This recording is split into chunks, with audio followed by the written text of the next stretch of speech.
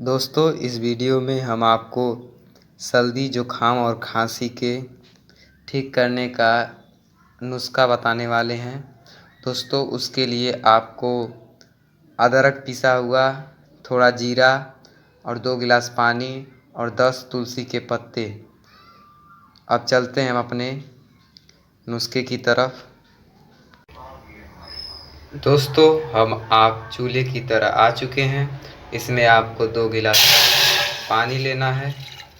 देखिए, 1 गिलास दोस्तों हो गया। ये दूसरा गिलास। इसमें आपको पिसा हुआ अदरक डालना है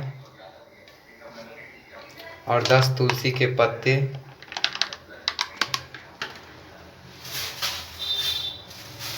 और इसके बाद दोस्तों इसमें जीरा डाल देना है और इसको तब तक उबालना है जब तक 2 गिलास का पानी 1 गिलास ना हो जाए।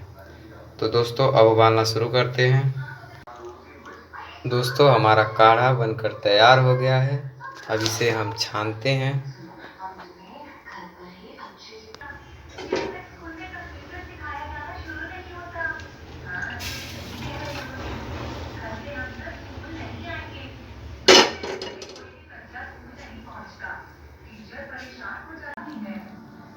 दोस्तों, यह काढ़ा बनकर तैयार हो गया है। आप इसे सुबह और शाम चाय की तरह पीजिएगा तो आपका सर्दी जुकाम और गले में खराश भी दूर हो जाएगा।